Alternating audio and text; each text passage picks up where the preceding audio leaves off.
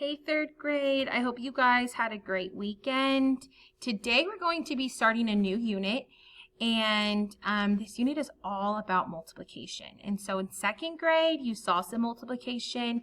You might have done some skip counting or repeated addition. Maybe you did some groups, equal groups, such as like 3 groups of 3 or 4 groups of 5, something like that. And so we're just going to keep doing that stuff in third grade, but also we're going to start learning about arrays, multiplication on number lines. You can do multiplication with repeated addition, multiplication with equal groups. And so that's what we're going to be focusing on these first 2 days of the week. So today and tomorrow, we're going to be focusing on representing multiplication different ways. And then the rest of the unit, starting on Wednesday, we are going to be putting multiplication into word problems. So we're only going to be focusing on one-step word problems right now involving multiplication. And then you're going to have to be able to represent and identify a word problem that represents that multiplication problem.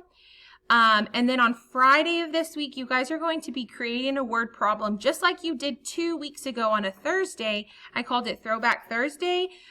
This week it's going to be called Flashback Friday, and you're going to be creating a word problem involving multiplication using one step, and then you're going to represent the problem in the UPS check. So the understand, the plan, the solve, and the check. Okay? So I really love this unit. I love doing multiplication, and I hope you guys have fun. Remember, if you have any questions, my office hours are from 1:10 to 2:15, so please let me know if you need any help.